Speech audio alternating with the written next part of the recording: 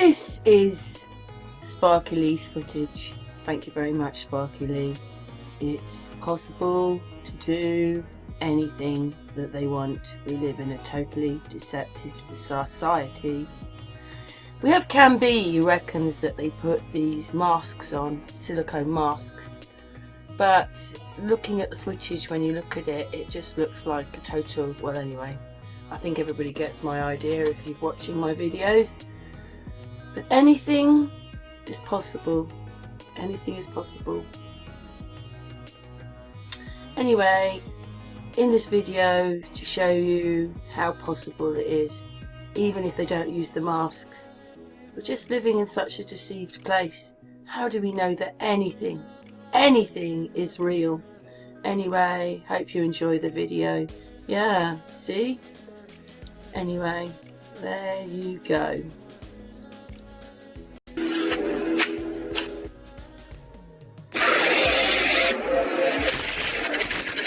So I strongly suggest that you wake the fuck up.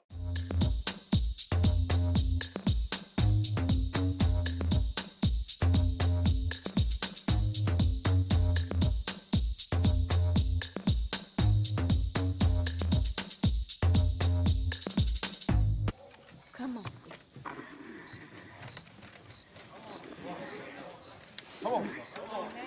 Come on with it, sir. Now when I look back on it, it was miraculous. But you know the saying, the Lord giveth and the Lord taketh away. Go in the highest!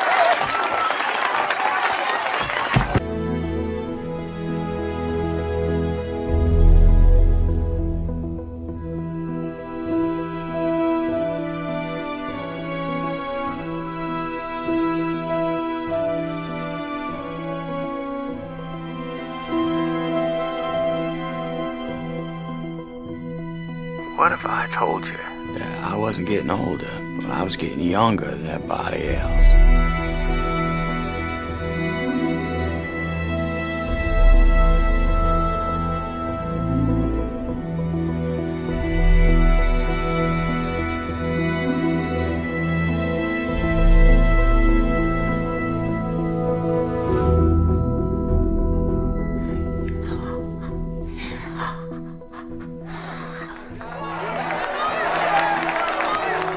Our worlds are more connected than anyone knows. Clue figures if I can be in. You can be out. With my disc, it's possible. Was it? You know you need me. Of course you're right. Enjoy the drink.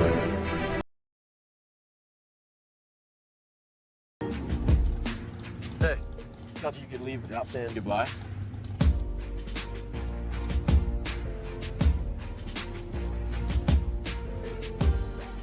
I used to say I lived my life a quarter mile at a time. Nice night for a walk, eh? Nice night for a walk. Wash day tomorrow. Nothing clean, right? Nothing clean. Right. Yeah, I think this guy's a couple cans short of a six-pack. Your clothes. Give them to me. Now. You won't be needing any clothes.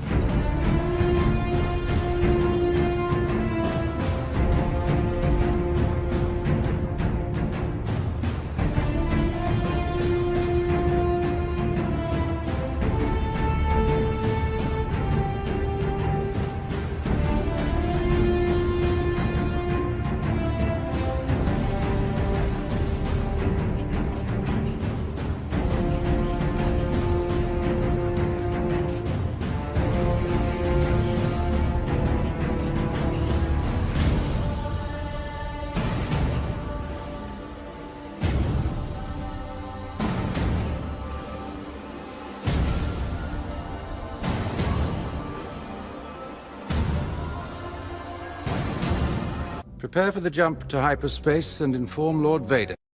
The original plans for this station are kept there, are they not?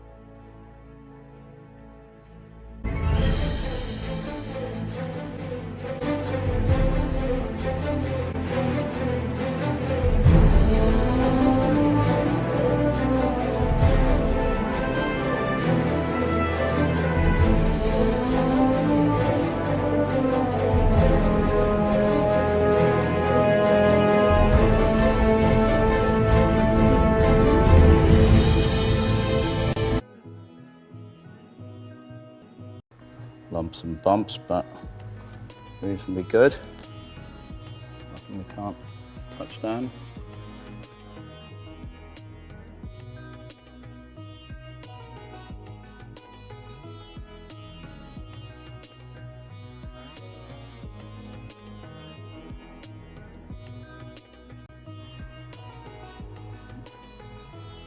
But the beauty of the transfer is just the speed, you know. I've got two cheeks positioned and on, and the edges are all down pretty good. Just a few little bits to tease down after, but generally, you know, the blend off here is great. You know, there's absolutely nothing to give it away, and it's kind of hard, especially on a very thin piece, to get it to go down so flat. And by being suspended in the mold, it keeps all those edges perfectly flat.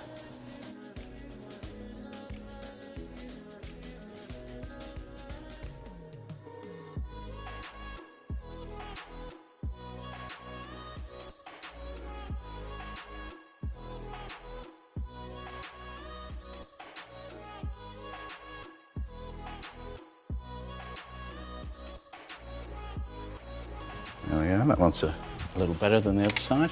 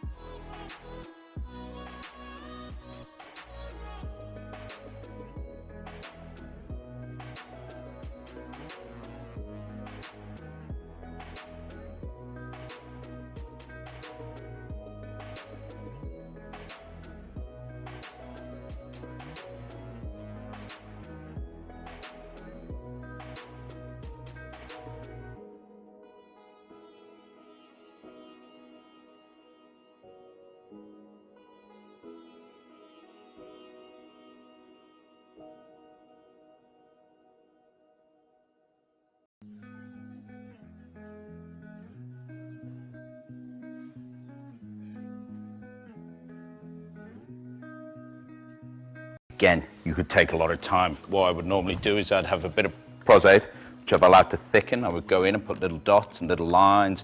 I could add those kind of smoker's lines on the lip, things like that, break it up a bit more. But, you know, it's really, we're just kind of proving the concept here. So, what I'm going to do is get some color on. Your lens, but with so many different focal lengths, how do you choose which one to use?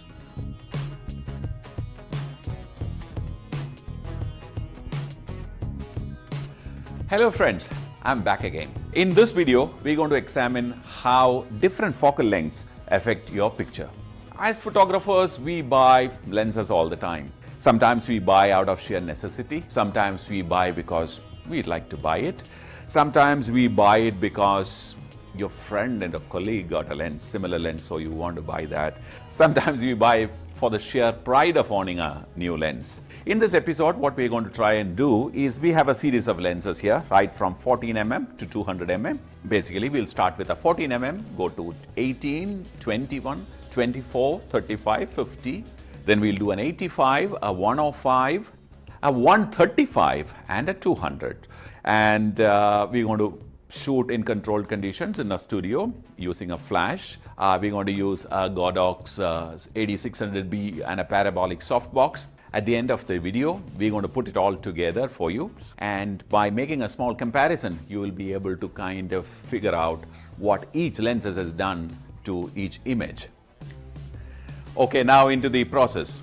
Here is our model, Alex. I had to spend half a day trying to explain to him and convince him to come and stand in front of this camera. He's usually behind the camera most of the time. Anyway, I'm going to use the wide lens first and I'm going to work up to 200. Now this is on 14.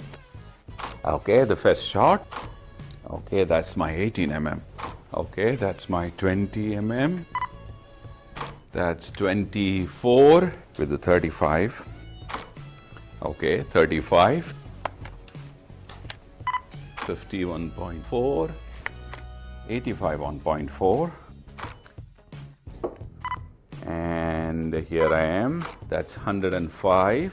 Then I'm going to shift to 135. And the last shot, which is at 200 mm. In fact, I will not have to explain anything because, you know, you will be able to see the difference. So that's it. Now onto the computer. Let's look at the first image, which is the 14 mm. Well, I am sure no one, including you, the model, and the person who shot the image, may not like this very much. It is distorted beyond recognition. Let's go to the 18 mm now, and you will see a distinct difference. Okay. So next is 20 mm, and as you can see, the distortion is getting reduced.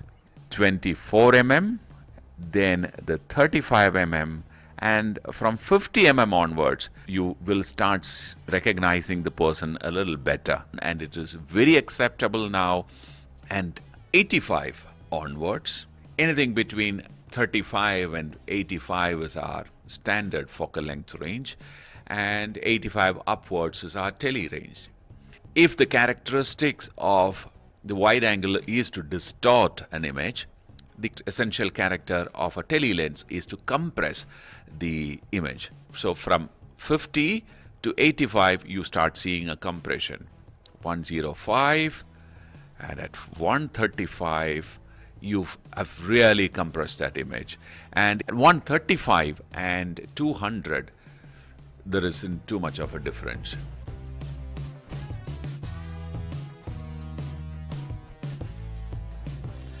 Now that you know what each focal length does to your image, you have to make a decision depending on the effect that you want to create in your image. So hence this video, just to guide you or help you make that informed decision in buying your lens, the lens that you really require. So if you like this video and if you think it was helpful, give us a thumbs up, subscribe and share.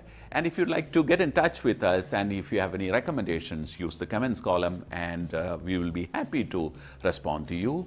And till we meet again with another informative video, bye for now. Now is patenting, or Amazon has done it already. They've dropped the patent for this ear recognition technology that scans the user's ear with the smartphone's front-facing camera. It will scan your ear to unlock the device when you hold it up. Now, they claim here that the individual's ears are just as unique as a fingerprint. This would enable the technology to accurately identify the ear of the smartphone owner when the device is being held up to it. Now, to help sell this, to evaluate. First thing that we do when we do the evaluation is we draw a grid over the ear.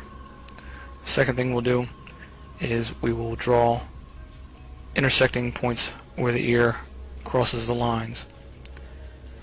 Now, as you can see, there's a shadow inside the ear here. You have to be very careful depending upon the light source, what direction it's coming from. Also, depending upon what film they're using and what the technology was at the time this photograph was taken, you're going to have conditions that will change the look of the edge. A softer edge in the more older photographs, a sharper edge in the more modern digital photographs. Now the shadows, you can see this shadow here is being cast from this edge of the ear. So the light source we know is coming from behind the photographer on the right hand side in the direction downward and across the ear. It's casting the shadow. So don't get confused with this shadow being an edge of the ear, because it's not. You can see that the edge is right inside here. Now we'll take this grid and we're going to duplicate it. Now we have two of them now. Same grid, same. Bring it over to this ear. Position it. And you can see we match. The slight difference of the angle of the head throws this one off just slightly, but you can see everything else is a match, so we know that this is the same ear. Now we'll do it again for the third ear. again we have another match. We can see that the landmarks of the ear are consistent, so these ears are from the same person. Of these 3 ears, let's start with the middle one.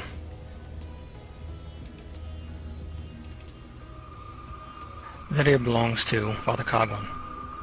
Now, the second ear belongs to Hitler. The third ear belongs to Kermit Roosevelt. Now, just wait. It gets a whole lot better than just that. Remember Kermit, because we're going to come back to him in a moment. But first I wanted to explain one of the photographs that I just used. The photograph of Father Coughlin. In the examination here, we flipped it. So the ear that you saw was not the right ear for the photograph, because you don't have the same ear on both sides. But what you do have are the landmarks of the ears stay the same, and the landmarks are the genetic markers that make up your ear. They will stay consistent throughout, so you can see the genetic traits passed down from individual to father, son, or mother, daughter, and you can follow that trait. They stay with the bloodline. They change slightly, but the markers will still be there.